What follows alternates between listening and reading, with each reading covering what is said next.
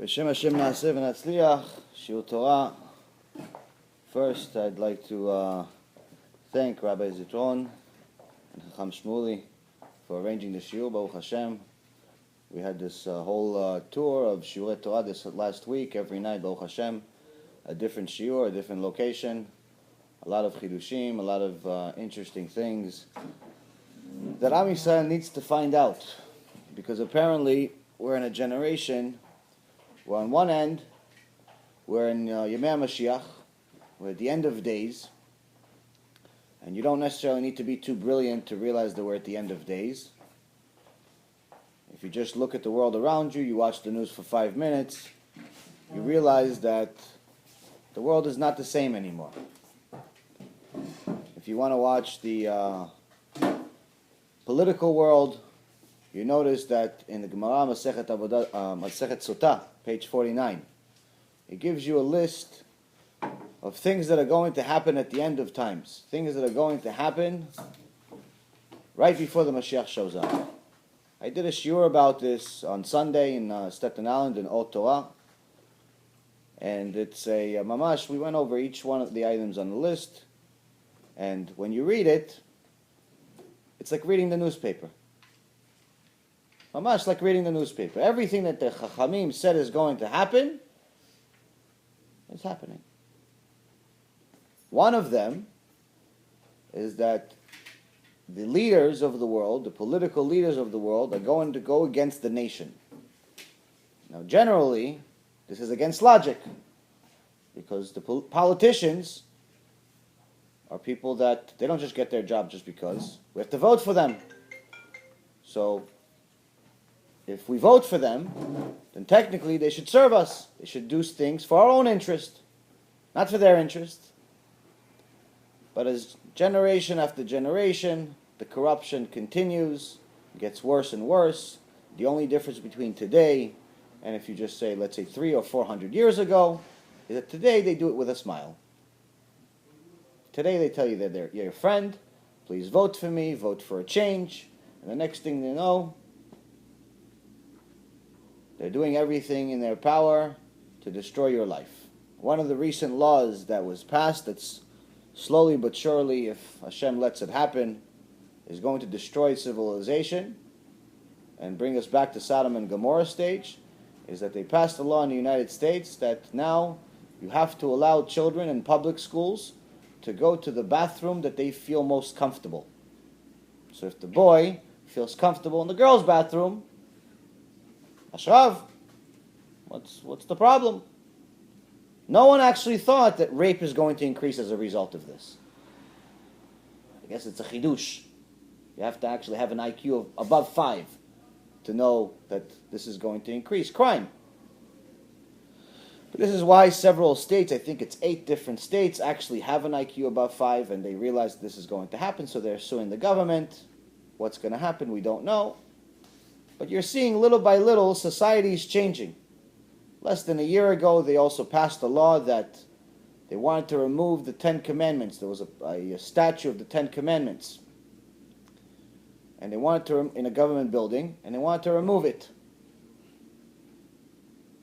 So we're not only removing logic, but we're also we don't really need Hashem anymore. I would not be surprised if the next round of bills that the government prints are no longer going to say, in God we trust. They're going to say, thanks to our hard work, thanks to the president, thanks to the stock market, thanks to whoever they come up with. Not God. Even though technically most people that read the dollar bill and they see in God we trust, they usually think that they mean, it's the dollar is God. Because unfortunately in our society, most people do treat the dollar like it's God. They chase the dollar more and more and more, like I did for much of my life, as if it is God. So when you see that, and on the other end, if you see the war that's happening in the world that's quiet, but it's happening, there are thousands of people being killed, quietly. If you just look at what's happening in Syria and the civil war that's happening No one is mentioning that over 250,000 Syrian citizens died last year by their own government. No one seems to care. No one seems to think this is actually valid or important. And unless you actually look for it, you're not going to find it. So propaganda is increasing also. The only thing you do see on the news on a regular basis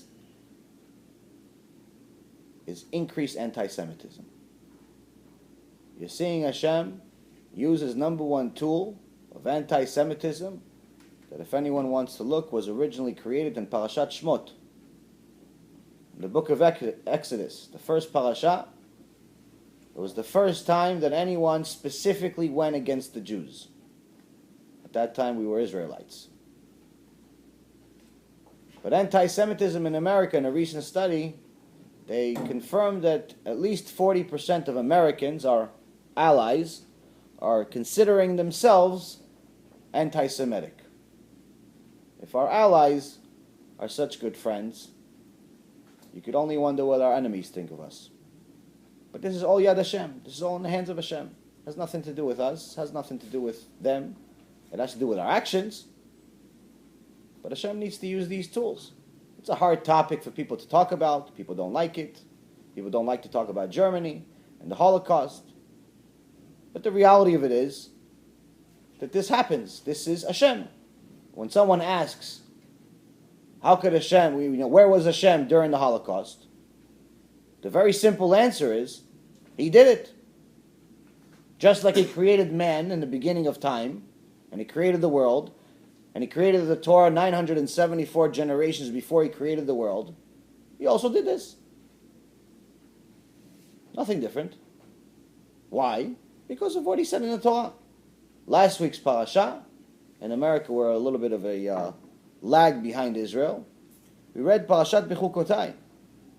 Parashat Bechukotai is one of two parashot in the Torah that people don't really like to read. In our grandparents' generation and previously before that, these two parashot that are full of curses or punishments used to be read extra loud. People would scream them instead of just reading them with the regular voice. They would actually yell them out as loud as possible. Why? Because yir'ah, fear of Hashem, is a necessary foundation in order to believe in Him. If you have no yir'ah, you have nothing. Chazal says that a connection to Hashem that's only based on yir'ah is an incomplete connection. It's incomplete. It's good, it's a connection nonetheless. You're still getting some battery power, but it's incomplete. You're not going to get to full power. Your iPhone's going to get to 60%. But a connection to Hashem only based on ahava, only based on love, is no connection at all. It's impossible. There's no such thing. Why? Why does Chazal say it's impossible to just love Hashem and not fear Him? I love Hashem. Everyone thinks they love Hashem. You ask any half-naked woman walking in the street that's half Jewish or even not, do you love Hashem? She says, yeah, of course I love God. He's the best. Everyone loves God except the atheists that created their own religion of not believing in anything, which is a different topic of its own. You ask religious people, not religious people, everyone can say, I love Hashem. It's very easy to say, I love Hashem. But to show Hashem we love Him is a different story. Chazal says it's impossible to love Hashem without fearing Him. Why? Because you cannot love something when you don't know what it is. Which means that if you knew just a little bit that we can know, we can't really understand Hashem, but the little bit that we can know through His Torah, of what He is, and what He's in control of, which is everything, whether it's the cells in your body, or the speech that comes out of your mouth, or the money that's in your pocket, or the wife you're going to marry, or whether you're going to live another week or not, or whether you come into the world, male or female, rich or poor, everything is in His power. When you realize He's in control of everything, how could you not fear? If I really believed that He's in control of every single thing that moves, every single thing that doesn't move, every single thing that I see, and every single thing that I don't see, everything, of course I'm going to fear Him. Because I know that even if you want to look at it just scientifically, we said it in last night's Shiur, every one of us has proteins in our body. Trillions and trillions and trillions of proteins. In order for your body to function, it requires these proteins. Everyone says, eat chicken, eat meat, you need protein. So, that's the source, but what do we do with these proteins? In your body, you have an infinite amount of proteins. But every one of these proteins needs to go through something called a protein fold. Meaning that they need to fold precisely in a way that's exact, and if they just miss a little bit, like for example, you see this book, if I close it like this, then it's like that, but if you just throw it around, it could close in a little bit of a different way. It's still closed. Not the same with the protein fold. If one of these proteins folds a little bit off, just a little, half a centimeter, half a millimeter, Shem, that's where disease comes from. Blindness, being crippled, not being able to breathe, not being able to move blood, not being able to function. Just one. Not trillions, not 5, not 500, one. Who's in charge? Who's in charge of folding all of these? The same Hashem. So if I know He's in charge of these protein folds that I never took, never really cared about until now, I should be scared. So if I know just a little bit about Hashem, obviously I have to be scared. Once I'm scared because of the Almighty, then we can start a relationship. Then we can say, okay, now I know what I'm dealing with to some extent. Let's see what else you say. So He gave us a love letter. It's called a Torah. It gives us instructions. Torah in Hebrew also means Olam, means instructions. Instructions how to live. Instructions how to succeed. Instructions how to be happy. Instructions how to get to eternal happiness. And also instructions how to get to eternal suffering. Same instructions. Instructions for everything. Everything and anything you could ever want is in the Torah. Anything and everything that has any good in it has to have a source in the Torah. Whether it's a statement, a thought, anything has to have a source in the Torah. Nothing new is created under the sun, as Shlomo HaMelech has told us. So now, once we've started this relationship, fearing Hashem is the beginning. Eventually that fear gets to a point where you start kind of liking Him too. Little by little, maybe you fall in love. But when you fall in love with your wife, Bezrat Hashem, anyone's not married, may have a zivug right away, keep us away from sins and get us to do the first mitzvah in the Torah, boo. We need more Jews. Fall in love. In the beginning, it's passionate, it's nice, it's amazing. But if you ask a newlywed couple how much they love each other, they'll tell you a lot. How much do you know about each other? Not so much. Because you don't have experience. But if you ask an old rabbi, 75 years old, 80 years old, it's been with his wife for 60 years, how much do you love your wife? Can't describe it. A lot. A lot. That was 60 years ago was a lot. A lot. What's a lot? She's part of me. How much do you know about your wife? Nothing. How do you know nothing? Because everything that I know about is not enough because there's so much more to her. Discovering her new over and over again. She's amazing. That's what you can see, mamash. You see the love between an old Rav and his wife is much, much better than a 20-year-old that just got married and thinks that he won the lotto. Why? Because the connection has moved from physical to spiritual. And a spiritual connection is eternal. And that takes time. So little by little we gain this love. But eventually we get to a stage of the highest level of yirah, the highest level of fearing of Hashem, which is not fearing of punishment only, but fearing of hurting the connection. Hurting the connection between us. A person is not going to raise his voice to his wife, if he's a normal human being, not because he's afraid she's going to slap him. If she's a normal human being, hopefully she's not going to slap him. But because he fears that it's going to hurt the connection. Someone gets to a point where they don't want to sin, not because they fear that Hashem is going to punish them in this world, next world, and all of these things. They fear that maybe I'm going to disconnect from Him. And anyone that knows even a little bit about connecting to Hashem knows that disconnecting from Him for even a minute is mamash Gehinom in this world. Without Hashem in your life, you have zero. I lived like that most of my life. And you only know the value of something when you don't have it. Once you got to the highest level of yirah, which is fearing, hurting the connection, then you can begin to think about loving Hashem.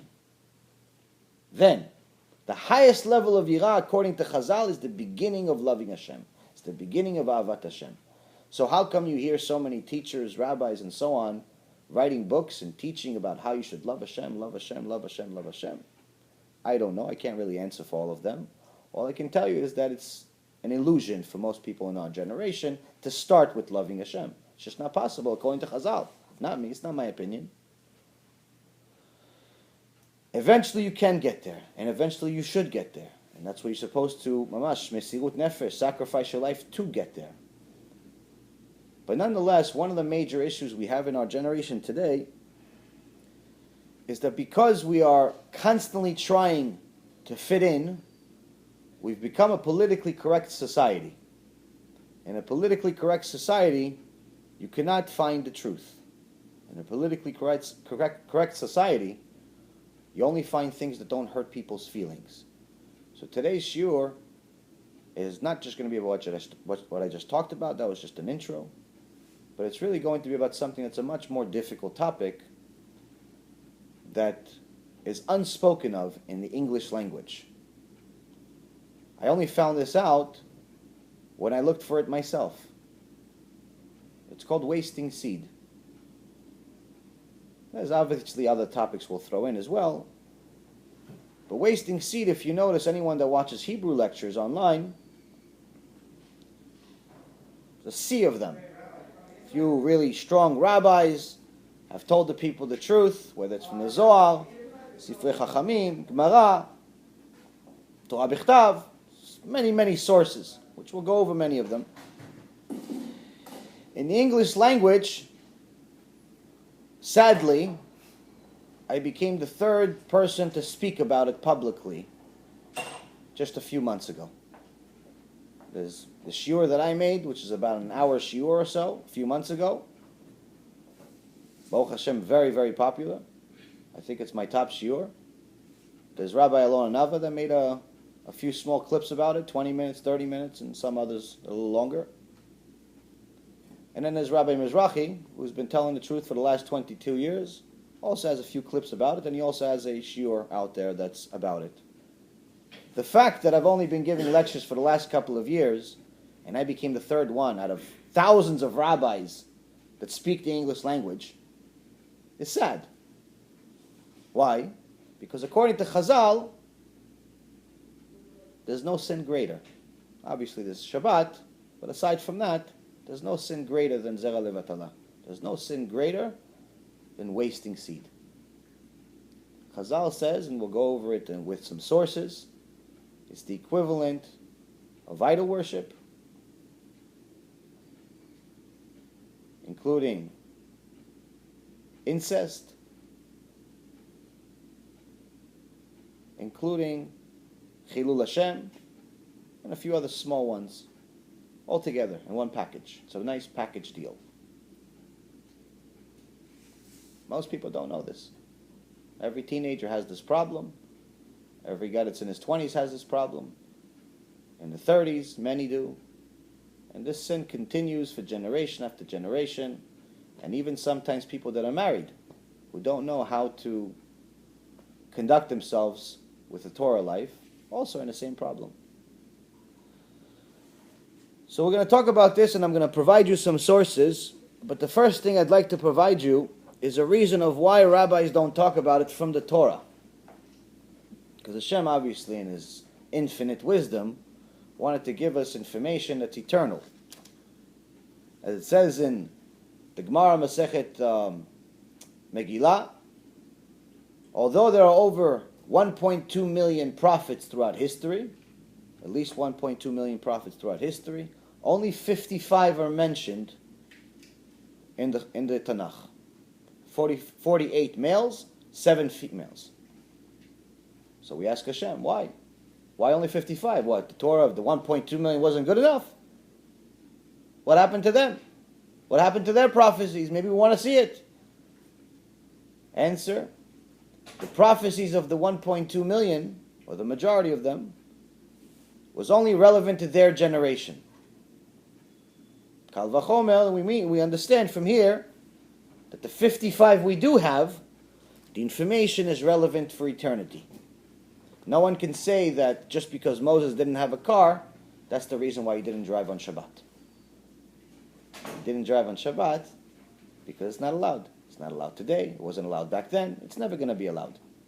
So the conservative and the reforms and the fake religious that drive to the Knesset on Shabbat thinking they're doing a mitzvah should know this is a very, very big mistake. You're better off staying home, never going to a synagogue one day in your life than turning on the car for half a second.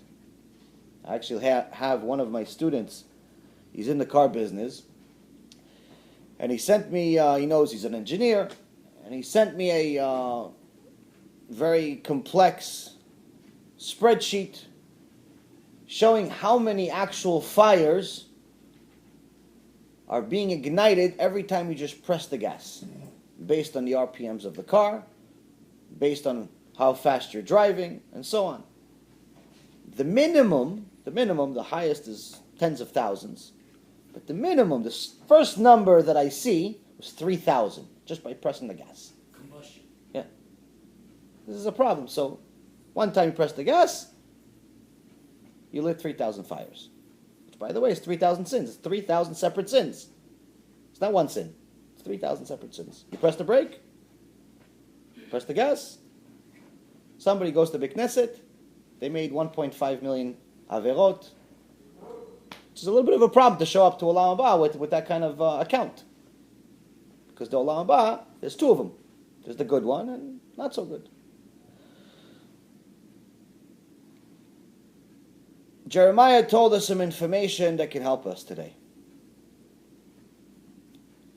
Jeremiah tried, like all prophets, his main job of a prophet is to do kiruv, to bring the nation back to Hashem, to wake them up, and to tell them the full story. Tell them the truth. Whether they do it or not is irrelevant. I'm going to tell you the truth today. Whether you listen or not is your choice. But at least you'll have a choice based on information. At least it's going to be an educated decision.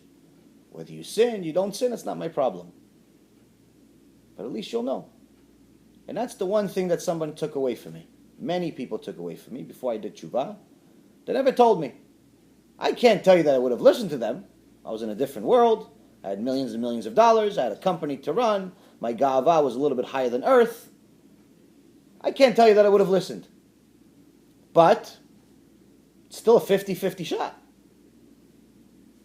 No one can tell me that I definitely wouldn't have. And I know myself that maybe I would. Maybe I wouldn't. Either way, it's always a 50-50 shot, which means it's never your job. It's never your job to decide for people. Now, there's a Gemara, there's a Divrei Chazal that says that if you know that someone is not going to listen, it's better not to tell them because at least their sin is shogeg. Shogeg. It's Not a big deal. It's the accidental sin. This is a problem. This is a misunderstanding. Why? Because they also missed the Mishnah, which precedes it. It's before. It's the beginning of the oral Torah. In Pirkei Avot, everyone knows Pirkei Avot, no? You know Pirkei Avot? It says that a sin that's accidental, a shogeg, that comes from lack of learning, turns into mizid, turns into purpose. So you didn't know, fine, you didn't know. You don't have to know, but you have to learn. You are commanded to learn. Now, if you didn't know because you didn't want to learn, then your sin is not shogeg. It's mizid. It's on purpose. There's no such thing as I could just show up to Hashem ignorant. No such thing. So all of these people, whether they call themselves rabbis or they call themselves something else, that are telling people, no, this whole generation is anusim, and it's full of people that are miskenim, and they don't know, and they're this, and they're that. It's nonsense. According to Hashem's information, it's 100% nonsense. You don't have to take my word for it, you can see it from the Torah itself. You learn it, you're going to see it. And Be'ezrat Hashem will learn today. רפאני אדוני וערפה, הושיעני ואבשע, כי תהילתי אתה. Heal me, Hashem, and I will be healed. Save me, Hashem, and I will be saved, for you are my praise. Jeremiah chapter 17, verse 14. What is Jeremiah telling us here? The background story of why Jeremiah is crying to Hashem is because Jeremiah tried to do kiruv. But kiruv the right way. He told the people the truth. He found the tribe of Ephraim wasting seed. Bunch of Reshaim wasting seed. And he rebuked them. Told him, this is the worst thing on earth. You're crazy. Shem said, this is guaranteed Gehinom. This is Avodah Zarah. This is horrendous. This is going to kill you in this world and the next. They went against him. They went against him and tortured him. He says, Hashem, heal me. They're torturing me. For what? I'm trying to do your work. I'm trying to tell the people the truth. This is what I get. These people are going against me. I'm trying to help them and they're going against me. Just like people that watch some of my shiurim, they go against me also. Just like they've been doing it for Rav Mizrahi for 22 years, or anyone that speaks the truth. They go against you. I have some people that actually take clips of my videos and they write different descriptions. No, this is what he says. It's actually, if you watch the video, it's very good clips. It's the truth. They just want to translate it a different way. I actually use some of their clips for myself and I publicize them. It's good clips. You don't want to believe it? It's your choice. It's not my problem. I'm not making up anything. Everything comes from the Torah. If it's my opinion, I tell you it's my opinion. It's obvious it's my opinion. So Jeremiah did the same thing, but obviously, if I could be his nail, I would be happy. But nonetheless, they're torturing him. How much are they torturing him? If we fast forward to chapter 20, verse 14. ארור היום אשר יולדתי בו, יום אשר ילדתני עמי, אל יהי ברוך. Cursed be the day on which I was born. May the day on which my mother bore me not blessed.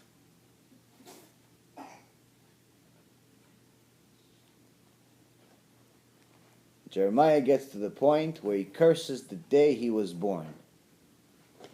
Shem Elachem. How could someone so holy, so pure, so amazing, get to a point of cursing the day that he was born? The Midrash that was actually written by his son, Ben Sira, say that this was the day that the tribe of Ephraim didn't just go against Jeremiah, but they told him you have two choices. They surrounded him, overpowered him, so you have two choices. You either waste seed just like us, right now, or you're going to see a real live Sodom and Gomorrah. And what they did in Sodom and Gomorrah, the same thing they did in Tel Aviv just a few days ago with the gay parade. They threatened to rape him. So after forcing him to waste seed, he was really considered anus. He cursed the day that he was born. Why is it so bad? Why does Hashem care so much? We waste seed. In last week's parasha, Hashem gave us a little bit of a secret. There was a nice chidush I got that I think you'd like. After telling us each level of punishment, we have 5 levels of punishment. It starts from losing our money. And Hashem Erachem, the last level, says that as it happened in Bet HaMikdash, we're going to get to such starvation, Hashem Erachem, we'd have to eat our children. That's what happened in Bet HaMikdash. He wasn't kidding. But if you notice, before each section of punishment, Hashem says the same thing.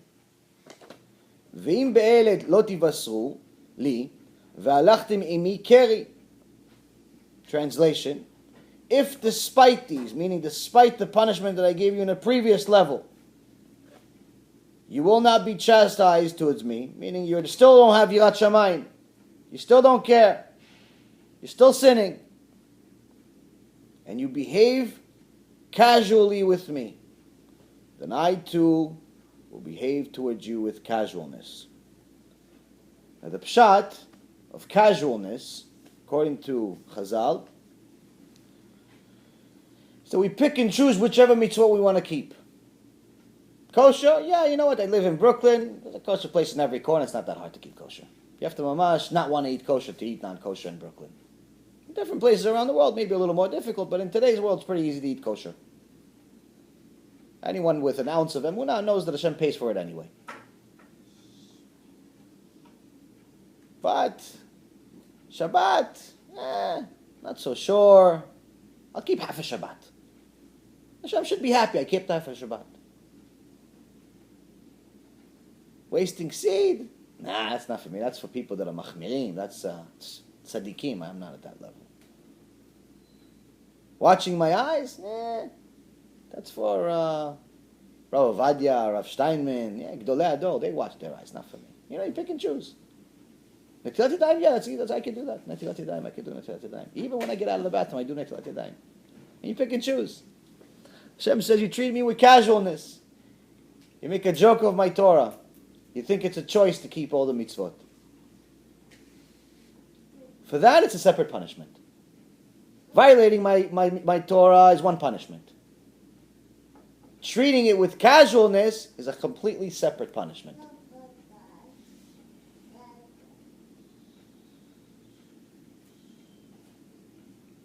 But now, what's the chidush? He kept saying, "Ve'alachtem eimi keri." Keri, for anyone that's learned a little bit of Gemara, also knows that it has another meaning.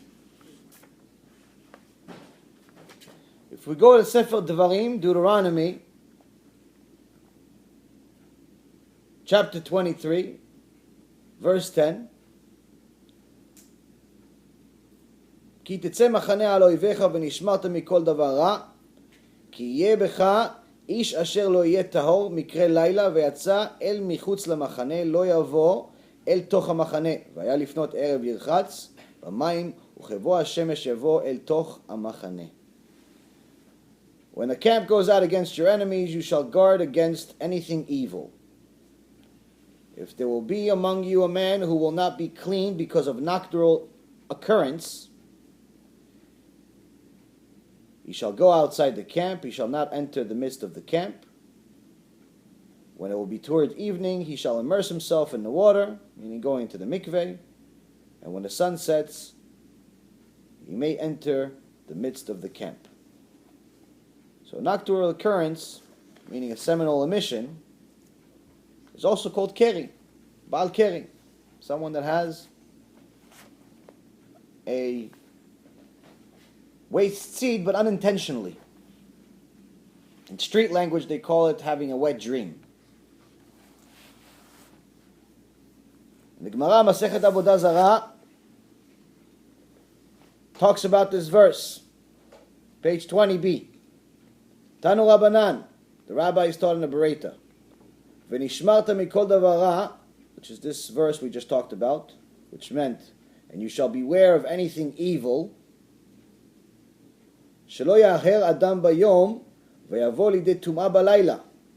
This teaches that a person should not think immoral thoughts by day and come thereby to tum'ah at night.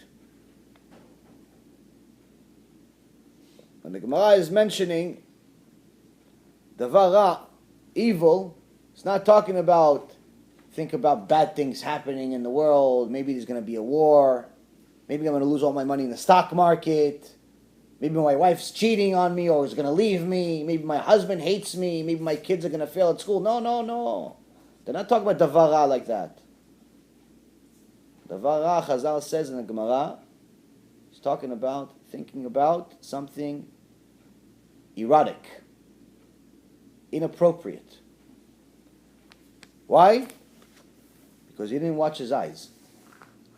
When he didn't watch his eyes, of course he's going to think of something erotic at night.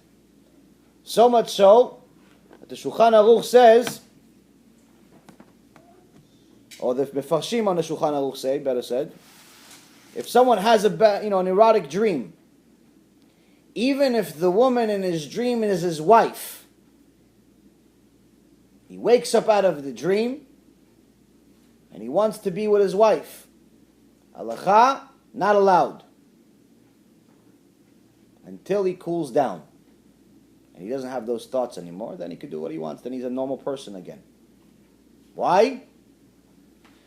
Because if he commits relations with his wife at that moment that he's still hot from the dream, Shem, what can happen to the child? The child can have partial control by shedim, by demons. Why? Because they contributed to making the child.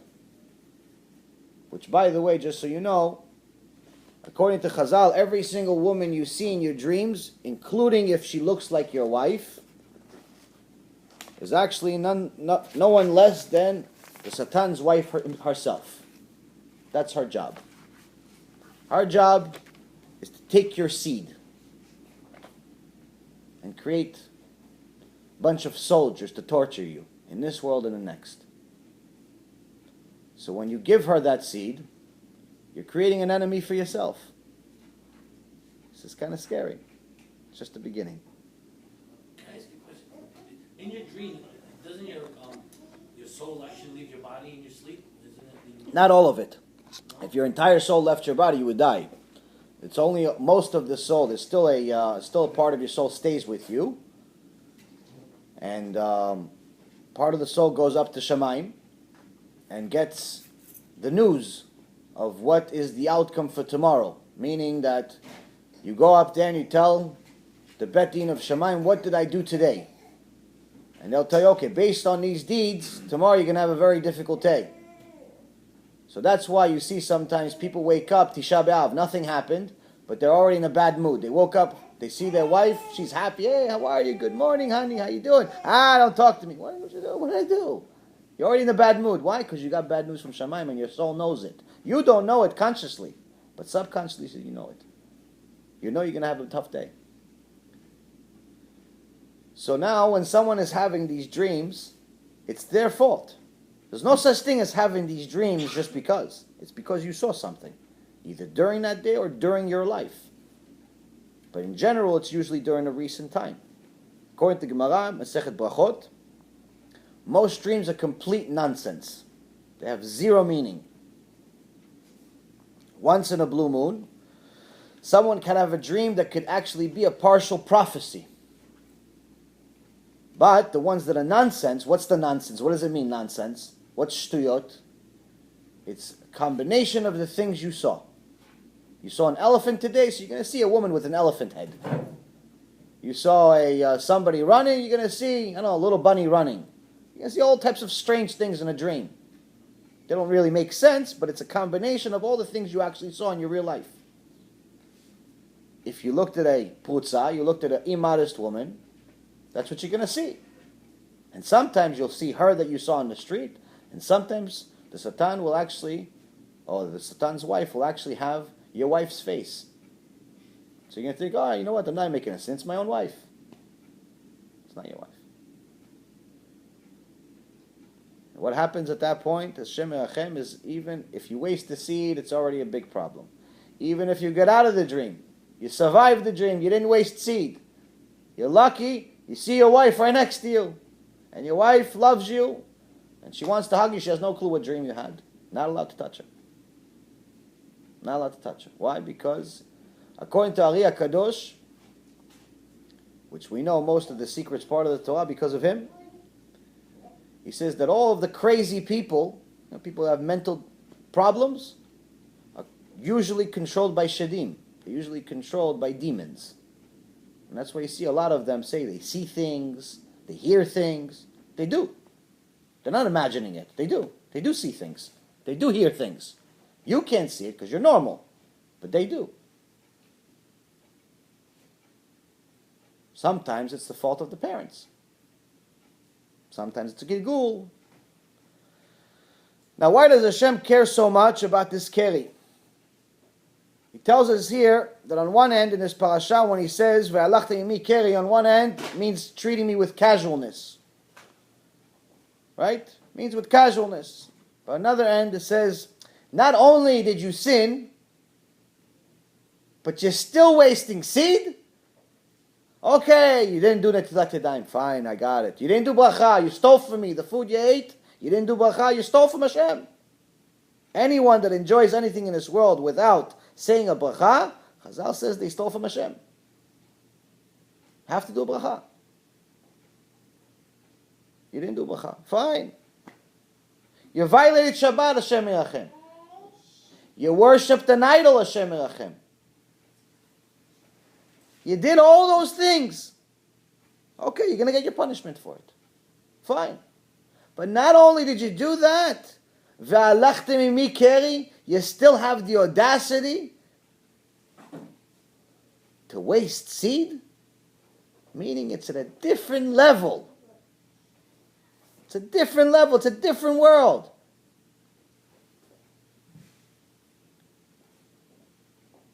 Now, just so far, we've been talking for a little while. Baruch Hashem.